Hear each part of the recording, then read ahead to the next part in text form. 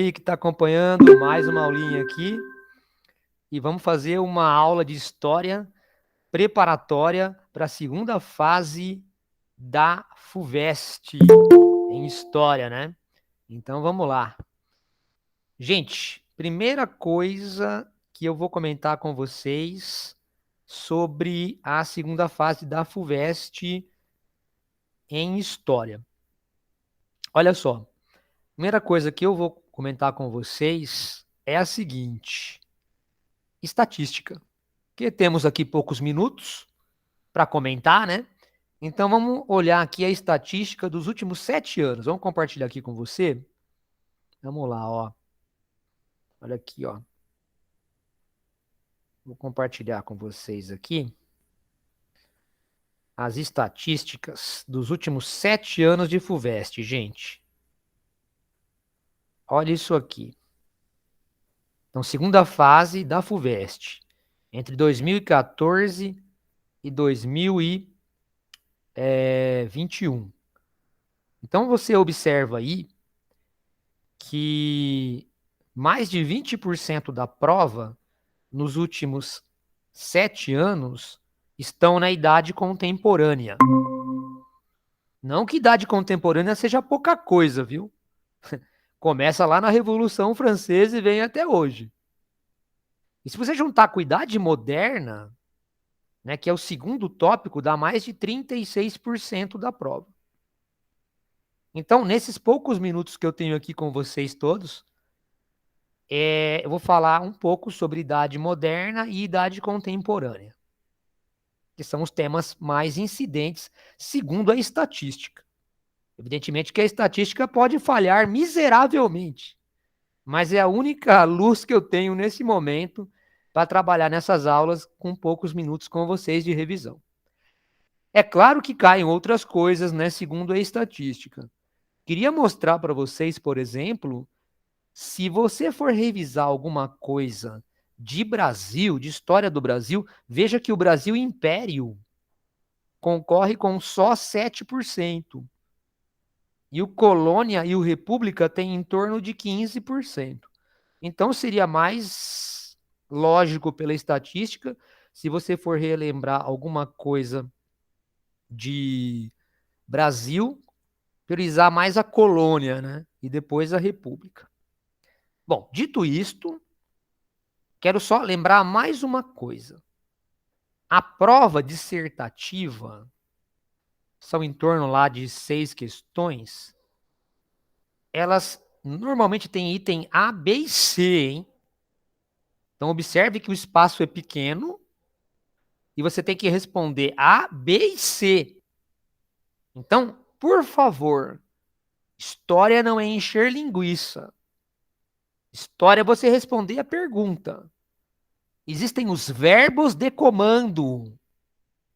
Então, eu fui lá na prova do ano passado e foram esses os verbos que apareceram.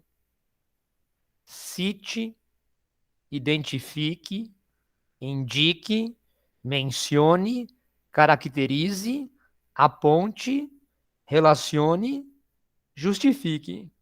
Então você tem que obedecer esses verbos de comando. Eu sei que citar é mais fácil, né? O relacionar é mais difícil. Tem que relacionar uma coisa com a outra, justificar. Então tem que ter aí uma habilidade de saber obedecer esses verbos de comando. Muito importante. Tá bom? Muito bem. Então, esses são os primeiros comentários que eu queria fazer.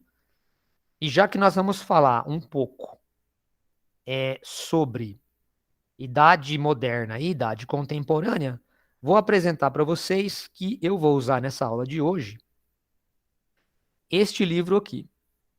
Né? A base para a aula é esse livro aqui, A Era das Revoluções, do Eric Hobsbawm, que é justamente que mostra a passagem da Idade Moderna para a Contemporânea. 1789, a Revolução Francesa.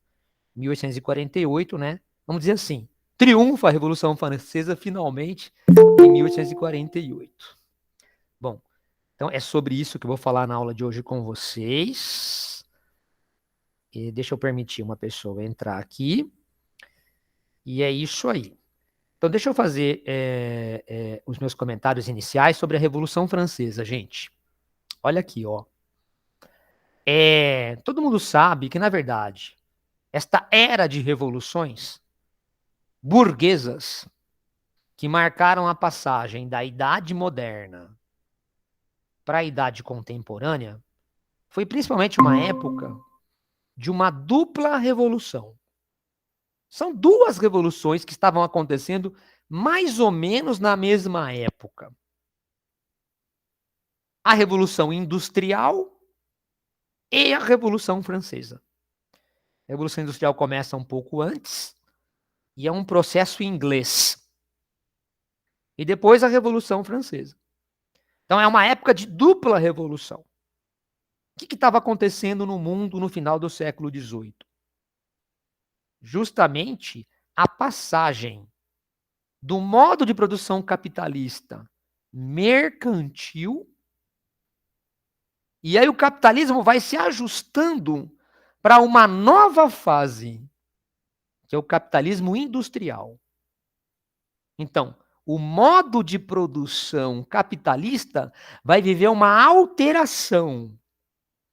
E essa alteração na estrutura do capitalismo vai pressionar por mudanças.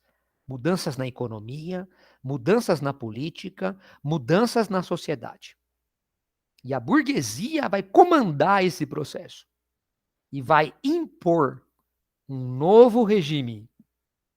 Vai se encerrar aquele antigo regime moderno, que era o regime do absolutismo, da crença, não é? Que o rei era um enviado de Deus, no poder do clero, na sociedade estamental, aquele ancien regime será gradativamente substituído por um novo regime jurídico, um novo regime social, uma nova Europa, que é a Europa da Revolução Francesa, do liberalismo e da Revolução Industrial.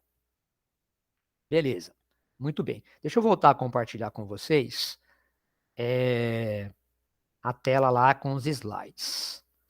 Vamos lá, ó. Vamos voltar a compartilhar aqui com todo mundo.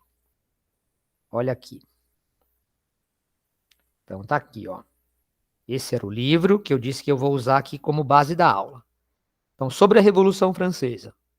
Lembrar que está tendo a Revolução Francesa a partir de 1789, mas é uma dupla revolução. Está tendo também o processo inglês. Né? O processo inglês, ele é bem interessante. Já no século XVII, acontece a Revolução Gloriosa. A Revolução Gloriosa de 1688. Você lembra da Revolução Gloriosa de 1688?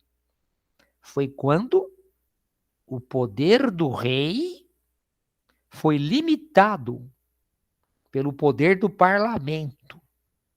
O rei reina, mas não governa. Isso é a Revolução Gloriosa, a Revolução Inglesa, do século XVII. E no século XVIII, essa burguesia fortalecida, né, porque ela estava no parlamento, já participando do governo, tá doida, né, para ampliar o processo técnico, a tecnologia, para aumentar, né, a produção, para aumentar a lucratividade, Revolução Industrial. Então, o processo inglês é fundamental nessa época de dupla revolução. E rapidamente o modelo liberal vai se espalhando, né? Não sei se vocês conseguem entender que em certas épocas da história, nós vamos chegando numa bifurcação. Por um lado, se vislumbra que pode acontecer uma revolução. Mas muitas pessoas, para adiar a revolução, para impedir a revolução, optam por reformas. Reforma ou revolução, né? Famoso livro lá da Rosa Luxemburgo. Então, vamos falar sobre a ideia de reforma. Antes da Revolução tem a reforma. A Inglaterra, de alguma forma, se reformou. Né? O rei permanece, mas o rei é meramente um símbolo, o chefe de Estado, o parlamento é que governa. Isso lá no século XVII. Na França, também há aspectos de uma tentativa de reforma. Pense na figura do rei. O que legitima o poder do rei? Até o século XVII, você sabe. Você sabe o que legitimava o poder do rei na Europa até o século XVII. Você sabe. Era a crença de que o rei era um enviado de Deus. Era o direito divino do rei governar. Isto foi moda até o século XVII. Quando muda para o século XVIII, quando a gente chega no meio do século XVIII, ninguém mais acreditava nesse tipo de conversa, que o rei era um enviado de Deus. É que nem tiozão do Zap fazendo piada anos 80. Ninguém mais dá risada disso. Fica feio. Para que tá feio, não é? Pois é a mesma coisa no século XVIII. Ninguém mais acreditava, no meio do século XVIII, que o rei era um enviado de Deus. Então, houve uma tentativa de reforma da monarquia. O rei passou a ser outra coisa. Outra coisa dava legitimidade ao poder do rei. Que era o seguinte: não, o rei é um homem culto. O rei é um homem ilustrado. O rei é um benfeitor da sociedade. Se você deixar o povão mesmo é corintiano, entendeu? O povão mesmo, entendeu? Ele não é letrado. São as trevas, né? O misticismo. Ainda bem que tem o rei, porque ele promove o bem-estar. Tem a Sociedade Real de Astronomia. Tem a Sociedade Real de Letras, de Literatura. O rei promove o bem-estar. É um homem letrado, um homem com conhecimento, que se cerca dos maiores filósofos para tomar as melhores decisões. Ainda bem que tem o rei. Isto é uma reforma, é uma tentativa de modificar o poder do rei, reestruturá-lo para que ele não caia no meio do século XVIII, já em meio a tantos questionamentos. Recentemente, eu li este livro aqui do Voltaire, que era um filósofo iluminista, exatamente do meio do século XVIII, Tratado sobre a Tolerância. Ele passou grande parte do livro justificando que o rei é muito legal. Porque se fosse deixar na mão do povo, o povo é assim, é super fanático religioso. Cara, se não fosse o rei para conter o povo, o rei que é uma figura de luz, um cara inteligente, ele vai proibir as guerras de religião, sabe? E aí vai promovendo a pacificação entre católicos e protestantes. Se não fosse o grande rei francês Henrique IV, nós estaríamos aqui no século XVIII ainda brigando por religião. Ainda bem que teve o rei, um homem iluminado, né, promotor do bem-estar da sociedade. Então, o despotismo esclarecido foi uma tentativa, no meio do século XVIII, de filósofos iluministas, tipo Voltaire, de tentar reformar aquele mundo que estava se alterando profundamente. Mas você sabe, né? A reforma, ela funciona até um certo ponto. Mas na França, né? Na Inglaterra funcionou, por exemplo, né?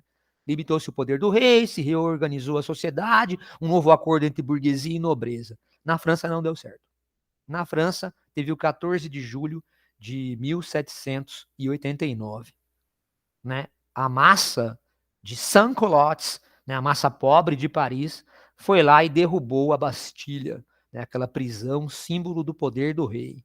E aí começa a Revolução Francesa. E o que foi a Revolução Francesa no começo? Foi justamente criar para a França uma constituição e limitar o poder do rei por meio da Constituição. E isto não era algo tão novo assim, porque o poder do rei na Inglaterra já tinha sido limitado, embora na Inglaterra não houvesse uma Constituição, e não há Constituição na Inglaterra até o dia de hoje, mas as ideias iluministas já tinham chegado nos Estados Unidos. Em 4 de julho de 1776, começou a Revolução Americana, baseada em princípios iluministas franceses. E em 1787, Os americanos criaram uma república com base numa constituição. Os franceses, então, estavam copiando, né, um processo que já era americano, de fazer uma constituição. Limitar o poder do rei e criar uma constituição. Na verdade, ao fazer isso, isto já é uma revolução, né, uma grande alteração da sociedade, está se destruindo um antigo regime e já começa a se construir um novo regime, porque a sociedade muda com isso. Muda da seguinte forma. Veja aí. Este desenho, esta ilustração, é a sociedade francesa antes da Revolução. Era uma sociedade estamental, porque ela era dividida em 3 estamentos: o clero, a nobreza e o povo. Evidentemente que esta ilustração coloca o povo, que era 97% da população francesa da época, que era de 25 milhões de habitantes aproximadamente, o povo leva nas costas, sustenta o clero e a nobreza que goza de privilégios. Secularmente, milenarmente, a nobreza e o clero têm privilégios. E o povo é o camponês, que é a grande maioria da população francesa, a massa pobre e urbana, os sans-culottes, e os burgueses. Eles sustentam esta sociedade desta forma. E a Revolução, ao criar uma monarquia constitucional, extingue a sociedade de estamentos e cria a sociedade de classes. Né? A sociedade de classes, ela é dividida em 2 classes fundamentais. A Revolução Francesa e a sociedade liberal criam um outro tipo de sociedade.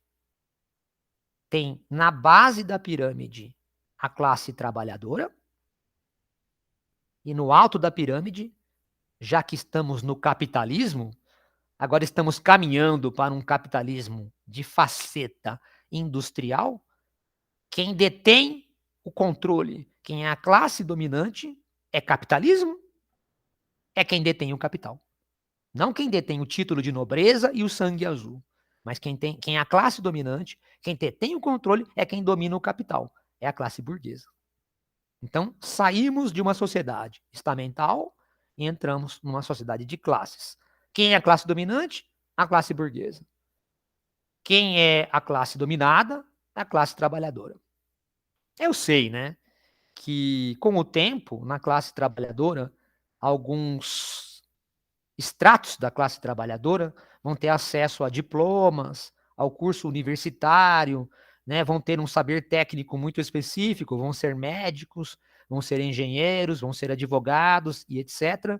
E terão um salário maior, né, serão uma elite da classe trabalhadora. A imprensa passou a chamar isso de classe média. Mas a classe média, ela também faz parte da classe trabalhadora, embora até muitas vezes não tenha consciência disso. Então, essa é a sociedade criada pela Revolução Francesa. Já é uma revolução, embora ainda nem tenha chegado na sua fase mais radical, viu? Bom, deixa eu dar um minutinho aqui. E perguntar, tudo bem, gente? Até aqui? Tudo certo? Tudo tranquilo aí? Guilherme disse que tá tudo certo. Então, beleza, então, tranquilo. Deixa eu tomar uma aguinha aqui. O Arthur aqui falando que tá de boa. Beleza, Arthur? Valeu. Então, deixa eu continuar o meu comentário. Ainda tô encerrando a Revolução Francesa, gente. Tem mais umas coisinhas que eu vou falar. Ó, você sabe que quando a França era governada por Luís XIV, né, Luís XIV foi o grande exemplo de absolutismo na França. O Rei Sol dizia que o Estado sou eu. Construiu o Palácio de Versalhes justamente para fazer ostentação fora do normal mesmo. Pois é. Ele legitimava o poder dele como um enviado de Deus. Luís XIV morreu. depois de um longo reinado, em 1715, no começo do século XVIII. O que as pessoas francesas eram do Luís XIV? Súditos. Ser súdito significa que eu sou fiel. Eu tenho 100% de fidelidade em relação ao rei. Quer dizer, se o rei fala assim, pula pela janela, você pula pela janela. Senão você vai trair o rei. Trair o rei significa, tinha uma expressão, né? Você vai ser infiel ao rei. Você vai cometer uma inconfidência ao rei. Traição. Então, ser um bom francês era seguir Luís XIV. Você era súdito do Luís XIV. A Revolução Francesa acaba com isso. Ela cria a Constituição. E a partir daí, as pessoas são fiéis não ao rei, mas à lei, à Constituição, ao Estado. Deixam de ser súditas e se tornam cidadãs. A ideia de cidadania. E a ideia de cidadania é que nós temos uma igualdade jurídica, uma igualdade política. Todos seriam, teoricamente, iguais perante a lei. Até o rei. Porque, inicialmente, a Revolução Francesa manteve o rei. Só que limitou o poder dele pela Constituição e o parlamento. Tal qual a Inglaterra tinha feito alguns anos antes. Vamos compartilhar de novo lá, então. Né? A ideia de súdito e a ideia de cidadão. É isso que eu estou trabalhando com vocês agora. A ideia de súdito, né? O novo regime pressupõe um conceito de súdito se transformando no conceito de cidadão. Gente, só que a Revolução Francesa é um processo longo. Você tem uma alta burguesia, uma burguesia rica, querendo controlar o processo. A gente pode chamar eles genericamente de girondinos. Mas tem os jacobinos, são mais radicais. Eles queriam ir além. Não só uma igualdade jurídica, mas também queríamos criar, né, os jacobinos queriam criar uma igualdade econômica, radicalizar mesmo. Tanto que o rei foi expurgado. Em certo momento de radicalização da Revolução Francesa, o rei foi guilhotinado, o rei Luís XVI. Né? Em janeiro de 1792, o rei foi guilhotinado. Em 93, o rei foi guilhotinado. Guilhotinado. E se criou uma república, tal qual os americanos já tinham feito também, criaram uma república. Então você tem a primeira República Francesa lá, em 1793 em diante.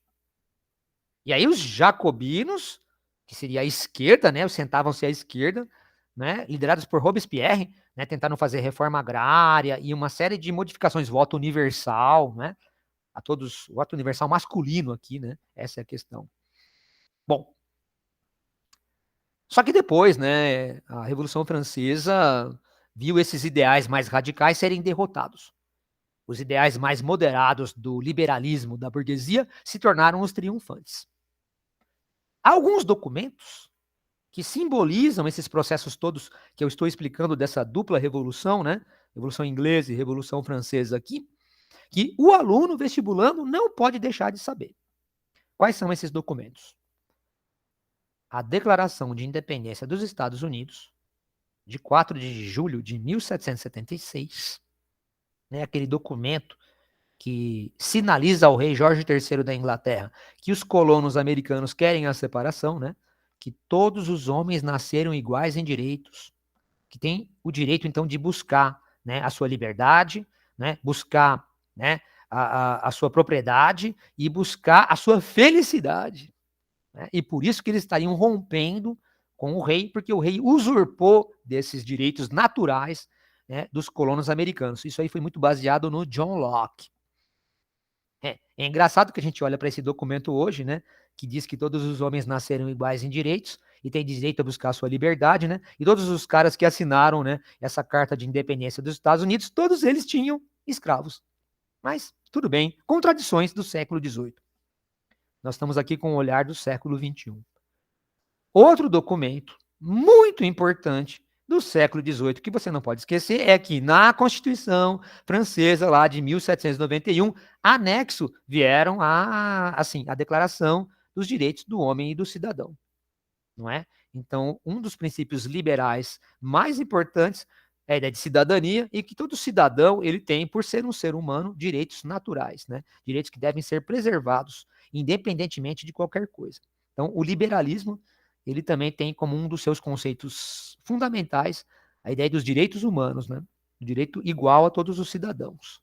Então, esses dois documentos são os documentos mais chave, não é? Que você pode observar no século XVIII e que todo vestibulando deveria conhecer. Agora, deixa eu finalizar aqui esses conceitos de Revolução Industrial, Revolução Americana e Revolução Francesa, ilustrando tudo isso com o Max Weber. Então, Max Weber foi um sociólogo alemão que nasceu em 1824 e faleceu em 1920, na gripe espanhola, né, numa grande pandemia, na terceira onda ele morreu, da gripe espanhola. E ele tinha uma teoria sobre, na história humana, haver os tipos de dominação. Tipos de dominação. Então, por exemplo, né, tradicionalmente, o filho obedece o pai, o fiel obedece ao padre, né? O súdito obedece o rei. Isso é a dominação tradicional. É a mais comum que existe na história do homem. É uma dominação pessoal, tradicional. Mas que a Revolução Francesa e o novo regime e os valores liberais criaram outro tipo de dominação, que é a dominação do Estado, a dominação da lei, a dominação da Constituição. Então, agora, um bom francês não obedece ao rei. Na verdade, um bom francês obedece à Constituição, às leis. É uma dominação racional legal. O bom cidadão não segue o presidente. O bom cidadão segue as leis da sua Constituição, não é? Dominação racional legal. É uma dominação que não é pessoal, é impessoal. Beleza. Então, só que tem um detalhe. Para a gente encerrar aqui a Revolução Francesa. Quando os radicais lá, os girondinos, os jacobinos, não é? Liderados por Robespierre, foram derrotados, assumiu um governo na Revolução Francesa que era o governo do centro, né? Não era nem a direita nem a esquerda, era o centro, era o pântano, a planície. Era um governo do diretório. Foi de 1795 a 99. Um governo altamente corrupto. Realmente não tinha legitimidade. E é um momento importante, porque os novos valores estão se consolidando, mas ainda não se consolidaram completamente. Então, há um perigo, na visão da alta burguesia, de haver uma contra-revolução. Ainda havia pessoas monarquistas, pessoas ainda que defendiam o poder do clero, da nobreza. Eles podem dar um golpe e voltarem. Então, a alta burguesia, observando a fragilidade daquele governo da época do diretório da Revolução Francesa, ela apelou para um novo tipo de dominação. O Weber criou um terceiro tipo de dominação, que é a dominação carismática. Há algumas pessoas que têm um poder magnético, que elas dominam porque tem uma resenha, elas têm uma malemolência. Então, uma dessas pessoas é o Napoleão Bonaparte. No dia 18 do Brumário, segundo o calendário revolucionário, a alta burguesia passou o controle da França ao líder carismático, ao general Napoleão Bonaparte. Qual foi o acerto aqui? A ideia de que o Napoleão assumiria o governo, seria então bancado o governo do Napoleão pela alta burguesia. Ele era um homem carismático, portanto, o povo o seguiria. E ele poderia então estruturar um governo já com bases liberais. Então, a época napoleônica, claro, ela é longa, dura aí uns 16 anos, vai até 1815, sendo Napoleão faz uma grande expansão territorial, né? Leva a Revolução Francesa para a Europa inteira. Mas como a gente tem pouco tempo aqui, eu vou direto ao ponto. Qual foi a coisa mais importante que o Napoleão fez? Foi consolidar uma sociedade burguesa e liberal. Qual é o ponto para justificar isso? A questão jurídica. É a questão jurídica. Veja, olha o exemplo que eu vou colocar aqui. Preste atenção no exemplo que eu vou colocar aqui. Presta atenção. Essa questão jurídica, olha só. Todo mundo sabe que na Roma antiga, lá atrás, nós tínhamos uma sociedade patriarcal. Patriarcal. Vamos pensar na mulher, na Roma antiga ou na Grécia antiga. Essa mulher foi violentada, foi agredida, sei lá, foi estuprada. A quem ela poderia recorrer? No máximo, a um outro homem. Sei lá, que a representasse, que a vingasse. Não tinha muita saída. Ela não poderia encontrar nenhuma lei que a protegeria. Se a gente voltar mais no tempo ainda, se a gente voltar na época da Mesopotâmia, no Código de Hammurabi, olha essa passagem do Código de Hammurabi. Se uma mulher foi estuprada, é direito do marido dela estuprar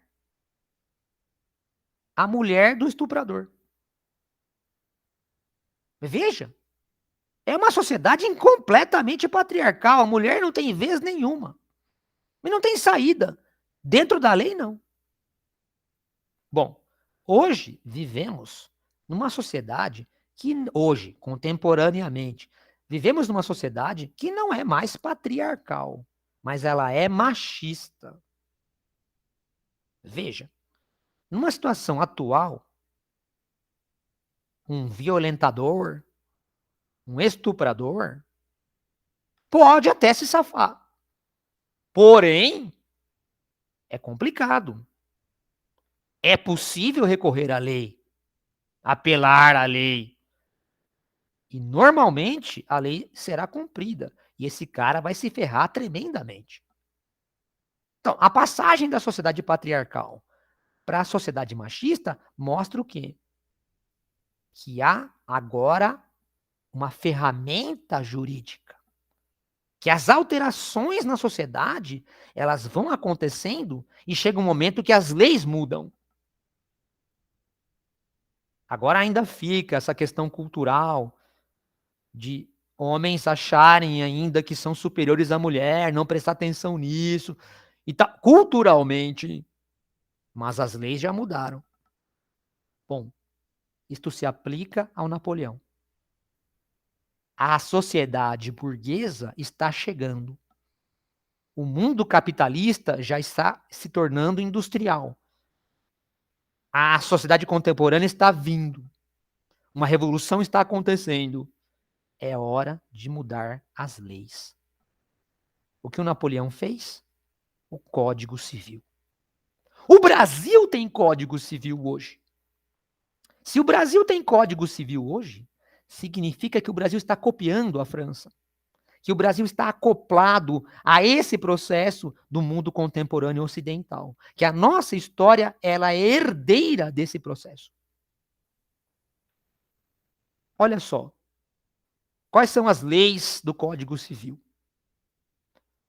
Gente, tinha a Constituição. Mas a Constituição são leis muito genéricas. O Código Civil, ele vai atuar no cotidiano. Como se dá o casamento? Onde se registra esse casamento? Quais são os documentos? Quem pode casar? Quem não pode? Bom, se tiver filhos, aonde eu registro esse filho? Bom, se eu tiver propriedades, como eu faço para registrar essas propriedades? Manter a minha propriedade? Como eu posso passar para uma outra pessoa essa propriedade? Como eu passo a herança? Como eu faço um testamento? Como eu faço para ter... eu tenho direito a abrir um comércio? Existe a liberdade comercial? Então existe. O Código Civil Napoleônico cria a liberdade comercial. Até aquele momento, havia um monopólio comercial das antigas guildas, que vinham lá do sistema medieval. Se quebra isso agora. Se cria uma legislação liberal, com livre mercado, com livre empreendedorismo. O Napoleão chegou ao ponto de dizer que numa rua tem as casas. As casas devem ter números, para a gente poder identificar mais fácil. De um lado o ímpar e do outro lado o número par. Até isso ele estruturou. Então, a sociedade burguesa e liberal ganha um estatuto jurídico. Foi essa a grande contribuição do Napoleão. Tudo bem, eu sei que ele foi até a Rússia e ele perdeu para o general Inverno na Rússia, depois ele foi exilado na ilha de Santa Helena. Sim, problema dele. Mas a sociedade liberal do Código Civil que ele criou, aonde ele foi, ele levou o Código Civil. Ele perdeu, mas o Código Civil ficou.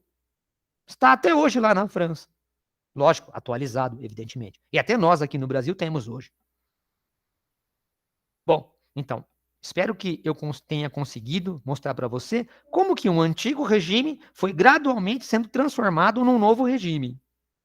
É verdade, sim, que houve uma reação, né, das potências do antigo regime, dos absolutistas, da nobreza, do clero. Eles aprisionaram Napoleão, fizeram um congresso de Viena, colocaram Napoleão na ilha de Santa Helena, fizeram uma Santa Aliança. Né? Tentaram restaurar as monarquias tradicionais na Europa, no caso da França, restauraram o irmão de Luís XVI, o Luís XVIII, depois teve o irmão do Luís XVIII, o Carlos X, né? Aconteceu exatamente isto que esse slide vai ilustrar, né?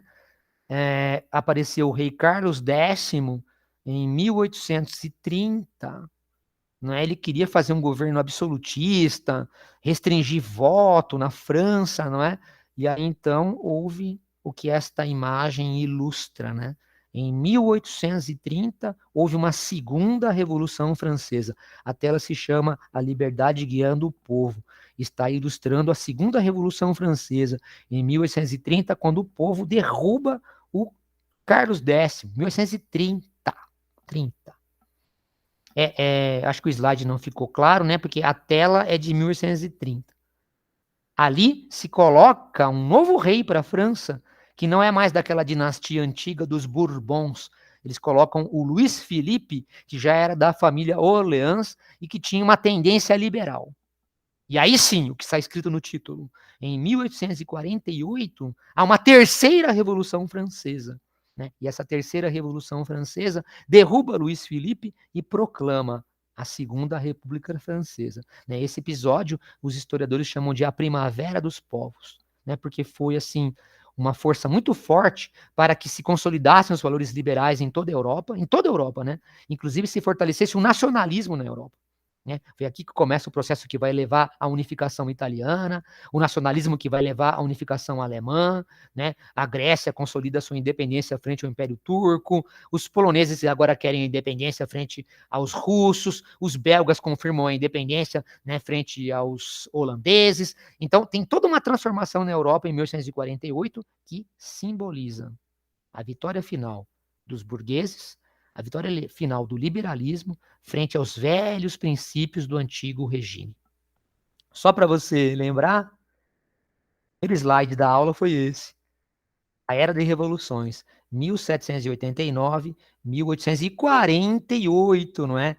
A época de 48, a época da Primavera dos Povos, quando então triunfou finalmente, né, a Revolução Burguesa. E, terminando aqui essa parte, claramente a nobreza sabia que não tinha como mais voltar ao velho mundo. E aquela coisa, né? Se eu não posso te derrotar, me junto a você. De alguma forma, no meio do século XIX, há uma fusão dos interesses da burguesia com a nobreza. E justamente aí quando há fusão dos interesses da burguesia com a nobreza, que fica claro, né? Opa, aqui, esse tipo de sociedade aqui. A sociedade de classes. Porque claramente, a partir da segunda metade do século XIX, você tem a burguesia, que englobou a nobreza, que é a classe dominante. E na base, você tem a classe trabalhadora, a classe do proletariado. Então é muito interessante, né? Porque o liberalismo era revolucionário, mas ele ganhou a revolução no meio do século XIX. Então ele passa a ser conservador. E a partir daí a classe trabalhadora, ela imagina uma outra revolução. Mas aí ela começa a formular novos ideais, né? O liberalismo passa a ser visto mais como conservador. E aí então a classe trabalhadora, a classe operária começa a formular novos ideais. Entre esses novos ideais, essas novas doutrinas, surge a palavra socialismo, a palavra comunismo, a palavra anarquismo. Portanto, se você voltasse na máquina do tempo em 1810, a palavra socialismo não estava colocada. A palavra revolucionária era a palavra liberalismo. Mas se você voltar no tempo em 1880, já tem a palavra socialismo, ela já faz mais sentido neste período. Bom, muito bem. Esta é a primeira parte da aula que eu queria contar para vocês todos aí. Gente, tudo bem até aqui? Tudo tranquilo? Tudo de boa? Certo, Guilherme. Beleza. Então, vamos para a segunda parte da nossa aula, então, a partir de agora. Essa segunda parte da aula, ela tem a ver com a segunda metade do século XIX. Nós vamos até a Primeira Guerra Mundial, até 1914. Então, eu vou usar, para essa segunda parte da aula, eu vou usar um outro livro, do próprio Eric Hobsbawm, que é o seguinte. Deixa eu mostrar para vocês. Vamos lá. Olha aqui. Deixa eu mostrar aqui para vocês. Tá aqui, ó. Opa, não. Este aqui. A Era dos Impérios. Era dos Impérios, 1875, 1914. É justamente 1914, quando acontece a Primeira Guerra Mundial. Então, vamos começar então a segunda metade do século XIX, gente. Vamos lá. Então, o que acontece na segunda metade do século XIX? Vai acontecer o imperialismo e o neocolonialismo. Tá. Principais causas para este fenômeno. Principal causa, meus caros, é a segunda revolução industrial. Você lembra da primeira revolução industrial? Ela foi no século XVIII, no começo do XIX. Foi na Inglaterra. Máquina a vapor, carvão, indústria têxtil. No máximo você tinha uma ferrovia. Lá por 1810, 1811, já surgiram as primeiras ferrovias. Beleza. Esta foi a primeira revolução industrial. A segunda revolução industrial, nas últimas décadas do século XIX, veja a diferença. Indústria química, indústria petroquímica, motor a combustão interna, navio de aço com motor couraçado, automóvel, avião, ferrovias mais modernas. Gente, fotografia, telégrafo, telefone, cinema. Olha, que admirável mundo novo. Que belle époque, não é isso? Se eu tivesse que falar uma palavrinha só sobre o século XIX, eu utilizaria a palavrinha progresso. Há um ideal de progresso. Há um otimismo, segunda palavrinha para o século XIX. Otimismo. Né? Que agora a ciência vai explicar tudo. E nós vamos progredir. Veja como as palavras se desgastam, não é?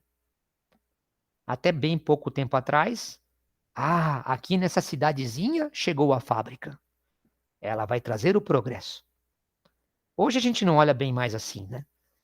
Essa fábrica que chegou nessa pequena cidade vai poluir o rio, vai destruir a natureza e não vai trazer progresso porcaria nenhuma. Mas o século XIX não enxergava assim, né? Há uma nova fase do capitalismo. Há o capitalismo que vai fundir uma série de interesses, porque a indústria química, a indústria petroquímica, essa expansão incrível do capital nos anos 1860, 1870, 1880, assim, não tem como um empresário criar uma fábrica e boa.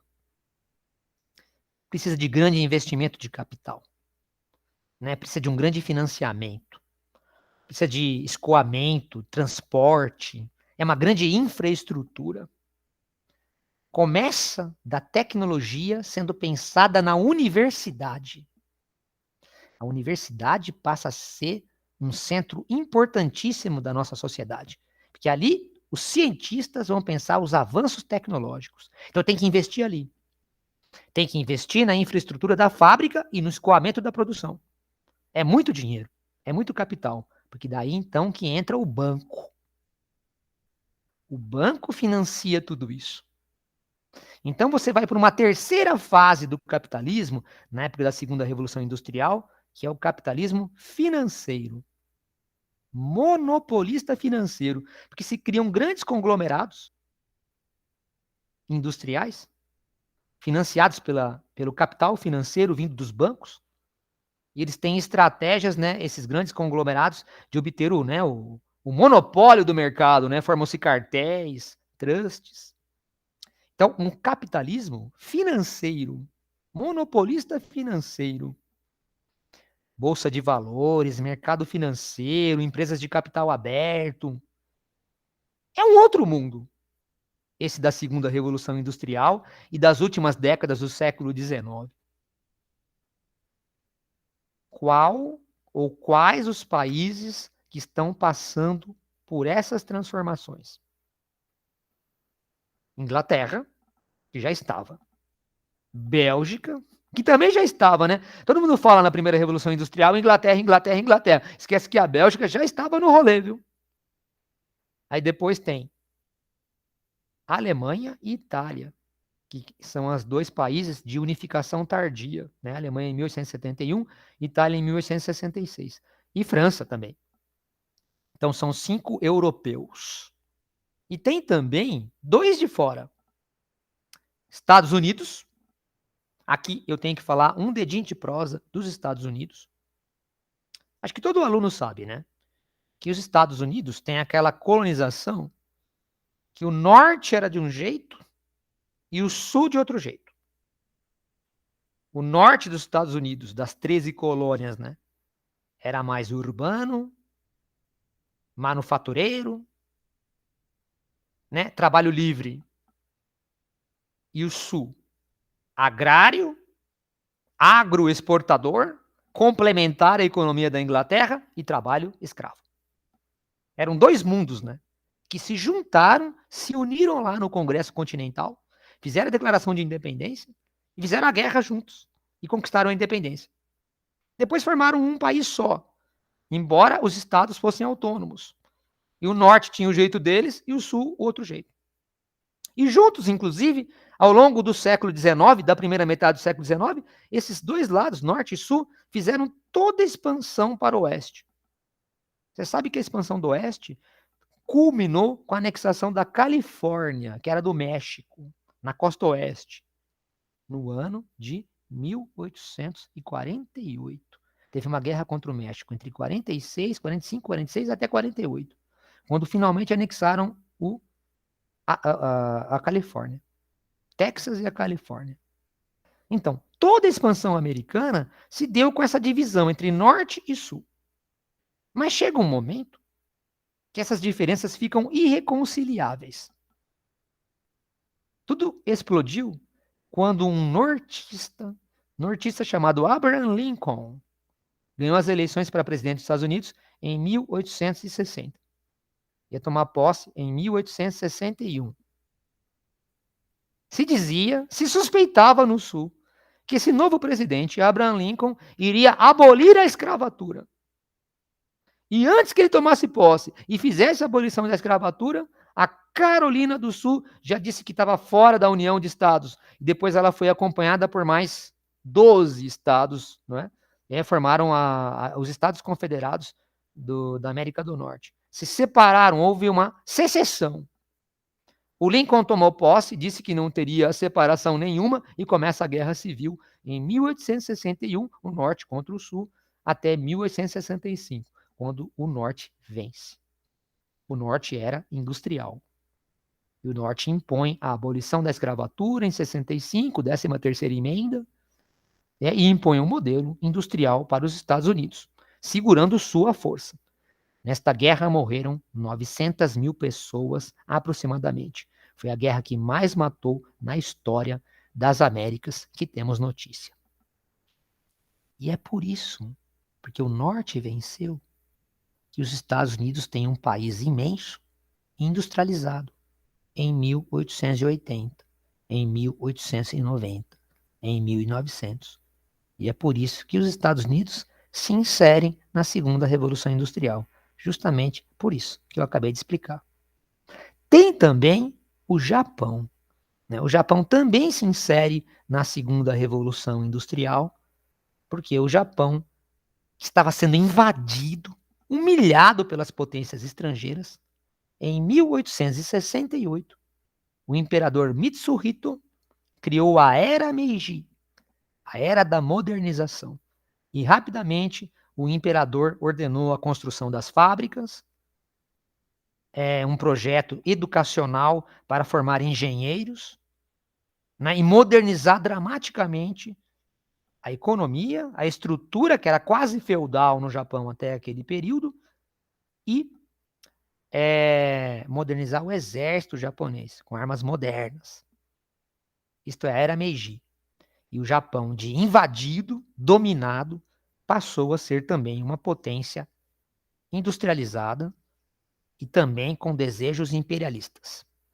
Veja que a segunda Revolução Industrial e todas essas coisas que eu estou contando para vocês geraram, né, por exemplo, nesses 7 países que eu citei até agora aqui na aula, o desejo de, ó lá, eu escrevi aí, fiz uma lista, ó, busca por novas áreas de investimento, mão de obra barata e farta, busca por mercados consumidores aos seus produtos industrializados, busca por matérias-primas baratas, busca por fontes de energia. E é justamente isso que vai fazer os europeus, os norte-americanos e até os japoneses olharem para a África, olharem para a Ásia e começarem a pensar em ocupar militarmente essas áreas e criar colônias, formar impérios.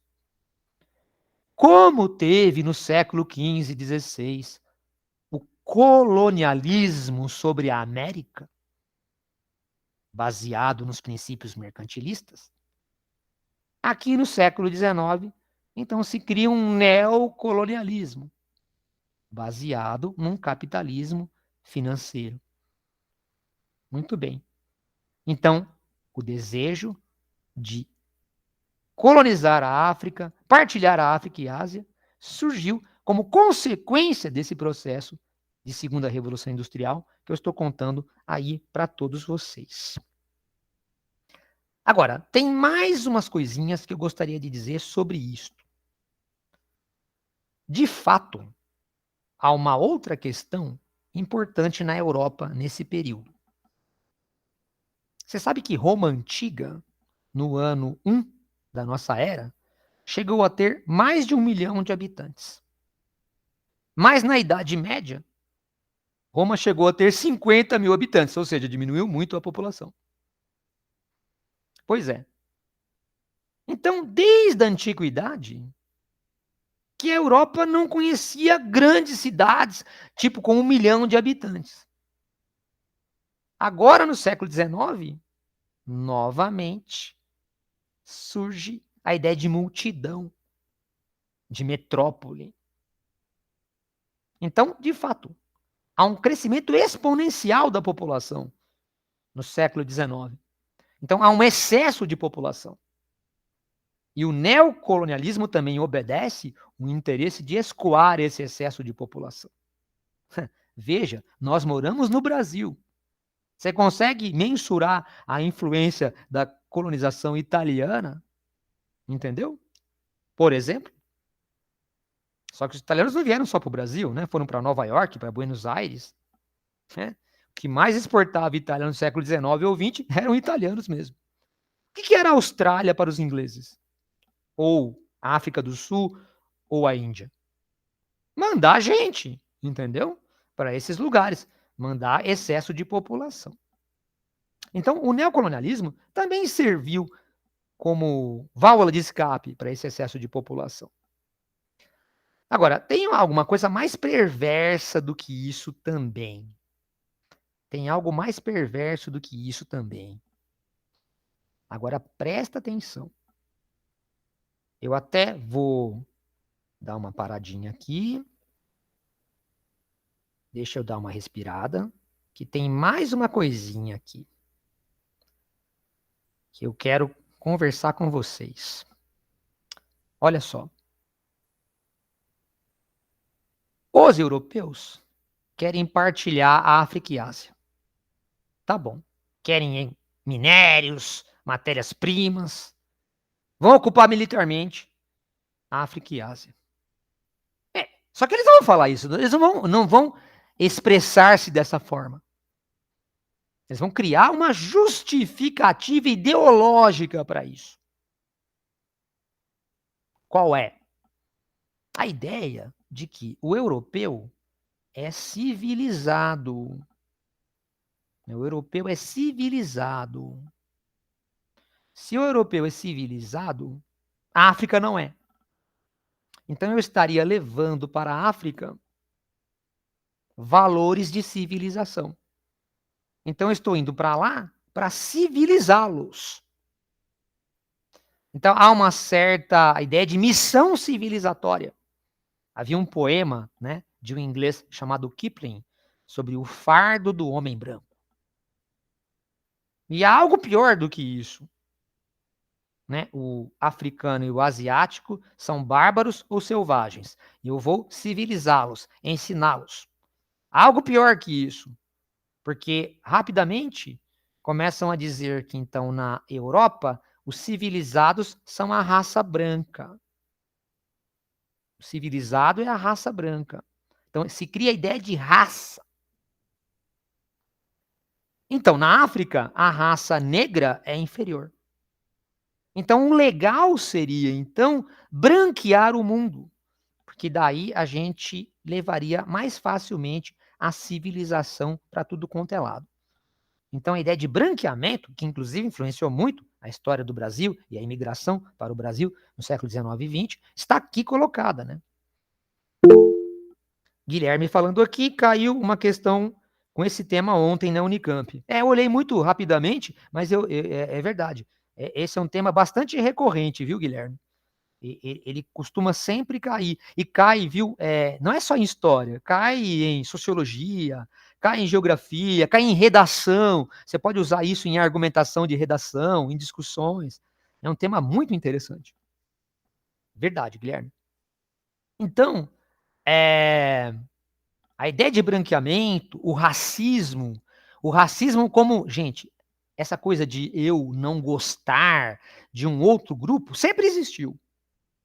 Mas o racismo como uma doutrina acadêmica que seria estudado na universidade como uma ciência, criando o tal do darwinismo social, é algo muito característico de uma Europa da Universidade Europeia do final do século XIX e do começo do século XX. Isso serve como justificativa para tudo que vai ser feito. E o que vai ser feito? Olha aqui o mapa. Deixa eu mostrar para você o mapa. Olha aqui o mapa. Olha aqui o mapa. Aqui está o mapa da partilha africana feita pela Conferência de Berlim de 1884, 1885. É um dos mapas, porque houve modificações, né? Acredito que esse mapa seja de algo próximo ao ano de 1900. Então, veja a divisão que o europeu fez, principalmente favorecendo a França, que ficou com a parte amarelinha, né? A parte mais do noroeste da África, né? Tunísia, Argélia, Marrocos, né? Que são regiões muito ricas, ficaram com a França. A Inglaterra, por exemplo, já pega o Egito, né? E tem quase uma dominação completa do Egito, né? Até lá embaixo, no Cabo, né? No Cape Town, lá na cidade do Cabo, lá embaixo. Pois é. Eu acho muito legal comparar este mapa feito artificialmente pela Conferência de Berlim, partilhando entre os europeus e seus interesses econômicos, né, a África, e você comparar com o mapa da divisão étnica. Veja a diferença de divisão étnica. Transposta para você olhar a divisão política feita pelos próprios africanos, pelos próprios europeus, né? Você percebe que se criam regiões e zonas artificiais, não é? Que vai gerar só confusão, né? Quando depois os europeus saem, né, na época da descolonização, depois da Segunda Guerra Mundial, muitas confusões, né, muitas guerras civis são realizadas por disputas entre diversas etnias por território após a saída do europeu e essa divisão que eles fizeram artificialmente, sem levar em consideração a história africana. Beleza. Bom, agora, mais nessa parte final da nossa aula de hoje, vamos cair em alguns conflitos decorrentes do imperialismo que aconteceram nesta época, tanto em África quanto em Ásia. Deixa eu pegar alguns exemplos que são os mais importantes. Por exemplo, o caso da China. Vamos falar um pouco de China. A China, né, gente, é uma sociedade, assim, milenar. Nem tem a mínima possibilidade da gente aqui estudar toda a história da China nesse momento. Eu vou pegar aqui e estacionar a história da China na dinastia que governava a China lá pelo século XVIII e XIX. A postura daquela dinastia era uma postura de certo isolacionismo. China isolada para o restante do mundo. Aquelas crenças de que a China é o centro do mundo, que o imperador chinês é o imperador do mundo, mas como ele não está no mundo inteiro, ele fica no centro do mundo, e os outros imperadores que existem no mundo são vassalos do imperador chinês, nós os chineses e eles os bárbaros. Era mais ou menos assim que era a vibe da China lá pelo século XVIII e o século XIX. Isso traz, inclusive, esse isolacionismo, uma consequência importantíssima para a não modernização de seus exércitos. Então fica um exército parado no tempo com armamentos antiquados. Pois é. Mas quando chega no século XIX, a China vai ser transpassada pelo processo de imperialismo estrangeiro. Surgem os ingleses. E os ingleses querem abrir rotas de comércio com os chineses. E os chineses não estão nem aí para os ingleses. Nunca querem comprar nada. Sempre esnobando os ingleses. Aliás, o comércio entre China e Inglaterra fica até deficitário para os ingleses. Os chineses não compram nada, mas eles vão lá, os ingleses na China, e compram chá e compram a porcelana. E os chineses são chatos, viu? Querem pagamento cash. Não tem Pix, não, viu? Pagamento cash em moedas de prata.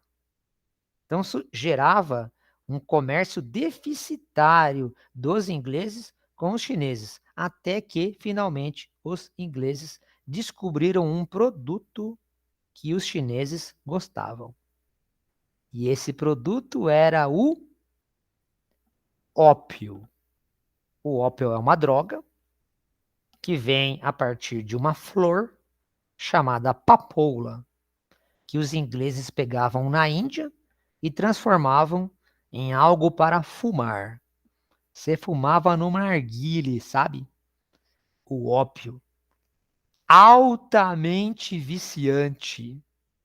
Rapidamente, cada vez mais os chineses demandavam a venda do ópio.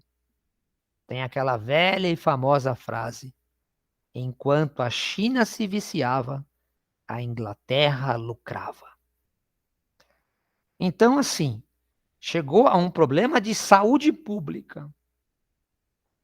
Os ingleses são interessantes, né? Se diziam cidadãos civilizados, né? Mas no fundo o que faziam? Traficavam escravos no século XVI, XVII até XVIII, começo do XIX, e agora traficam drogas. Mas são pessoas muito civilizadas. Pois é.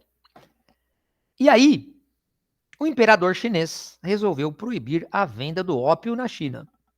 Os ingleses insistiram em mandar os carregamentos, né, de ópio.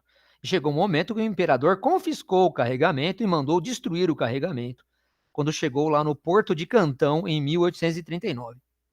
E os ingleses, então, responderam, né, ao ato, né, do imperador com uma declaração de guerra, a chamada Guerra do Ópio, entre 1839 e 1842, vencida pela Inglaterra, e justamente esta vitória tem a ver com a superioridade militar, uma vez que os exércitos chineses estavam com armamentos, né, completamente defasados, e aí começa o imperialismo sobre a China. Os ingleses vão impor o Tratado de Nanquim, em 1842, abrindo 5 zonas, 5 portos exclusivos aos ingleses. Então tem 5 cidades na China que o imperador já não manda mais. Quem manda é o embaixador inglês. Tratado de Nanquim, de 1842.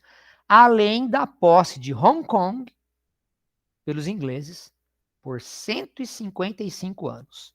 1842, 1997.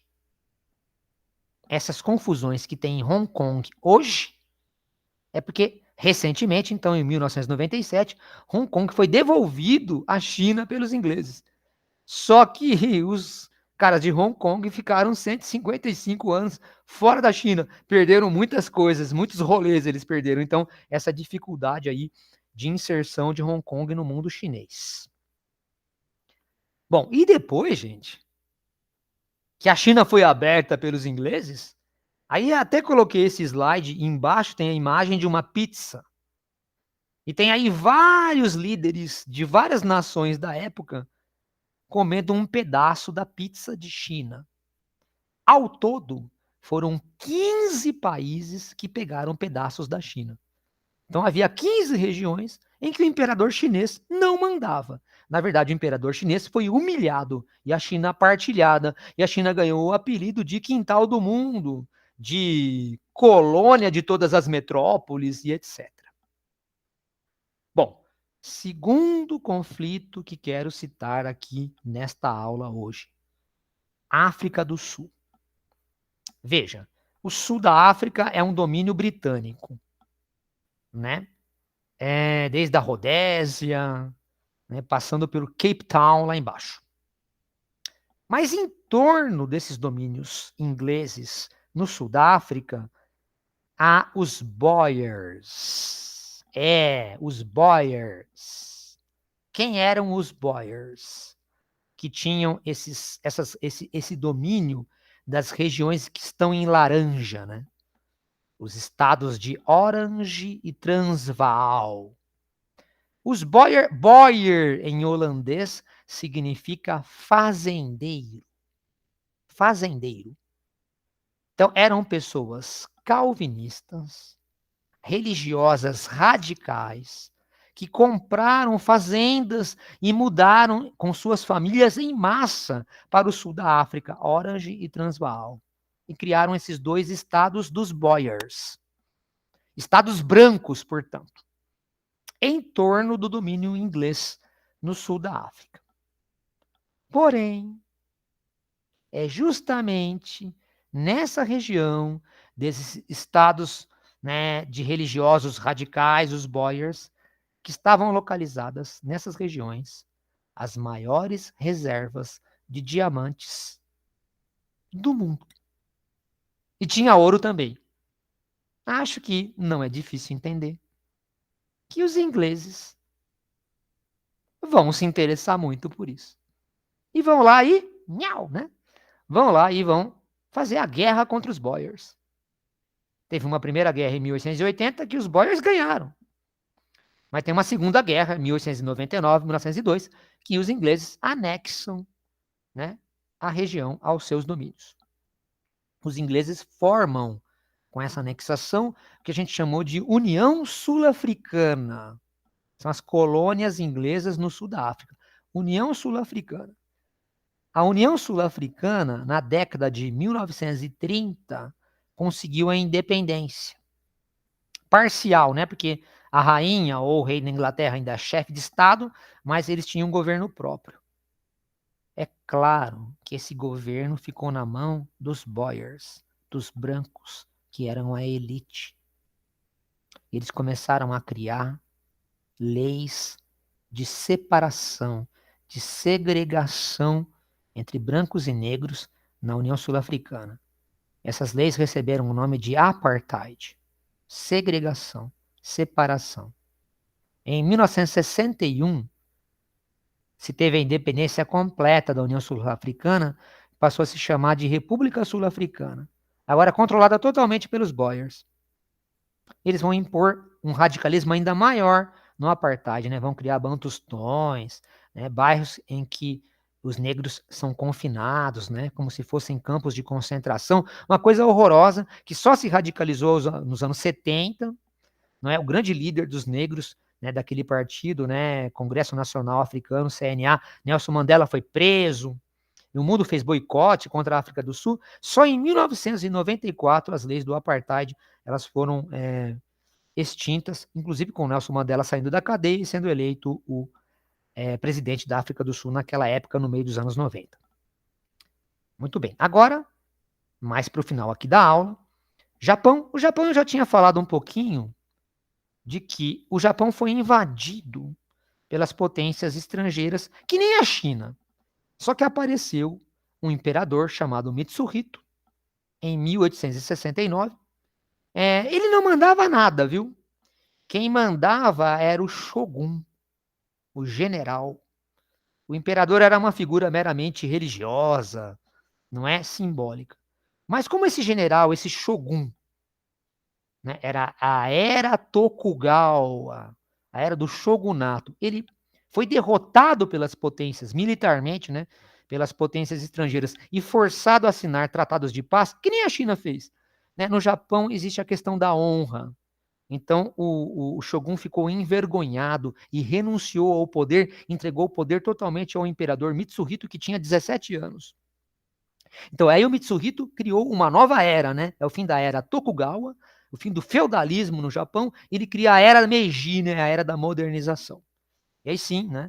Ele vai pegar aqueles líderes locais, tipo senhores feudais locais, os daimyos, né? Vai transformá-los em barões da indústria, chamados, né, Zaibatsus, Mitsubishi, Mitsui, essas famílias famosas, né, se tornam barões da indústria, né, os samurais, que eram soldados, vão ser colocados no exército, ele vai colocar lá e criar uma geração de engenheiros, né, que vai pegar os produtos europeus e fazer uma engenharia reversa, né, criar uma indústria, portanto, uma universidade no Japão e, fundamentalmente, né, armar o exército japonês com armamentos modernos, copiando inclusive a estrutura de exército prussiana.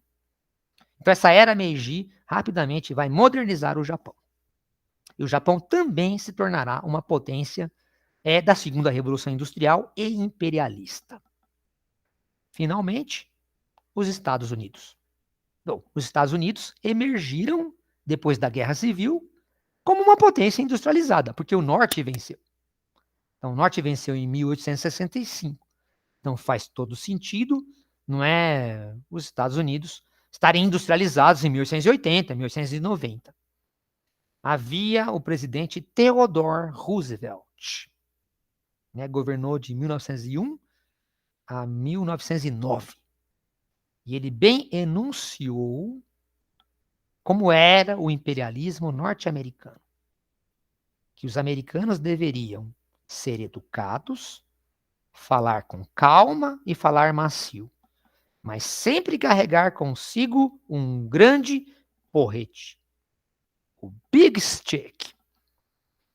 Então, os americanos fariam intervenções militares justificadas por esse Big Stick do Theodore Roosevelt, né, em regiões da América Central, como Cuba, por exemplo, em 1898, né, era o presidente anterior ao Theodore Roosevelt, o William McKinley, ou, por exemplo, na Colômbia, né, os americanos instigaram o Panamá a conseguirem a independência, se separarem da Colômbia, e lá se juntaram os panamenhos aos americanos e fizeram o famoso Canal do Panamá a partir de 1904.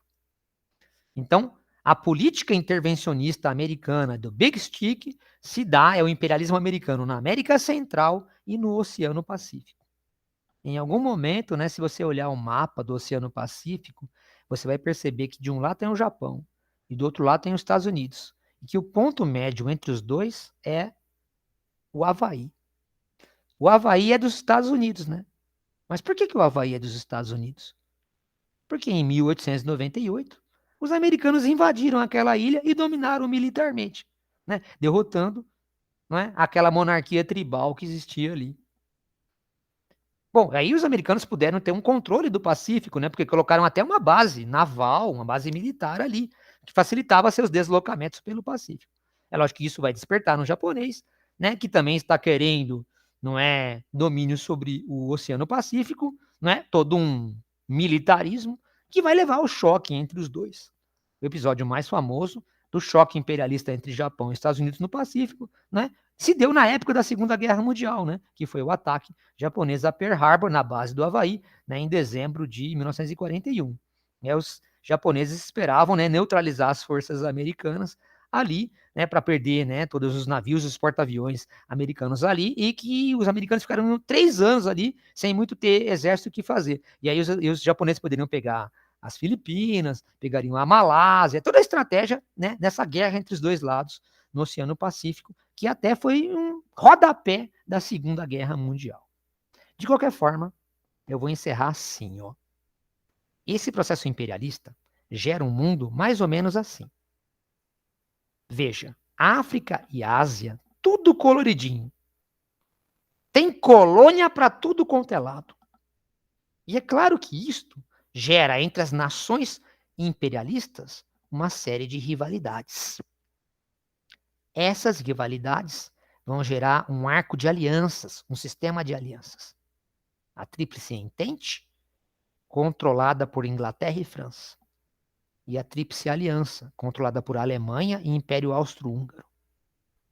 Em algum momento, há um estopim, uma fagulha, que leva à declaração mútua de guerra, uma guerra generalizada, que explodiu lá na metade do ano de 1914, e que vai ser chamada de Primeira Guerra Mundial, que matou entre 15 e 20 milhões de pessoas. E é uma guerra mundial, que todas aquelas nações que estavam envolvidas nesse processo, né, tinham colônias em algum lugar do mundo. Por isso que foi uma guerra mundializada.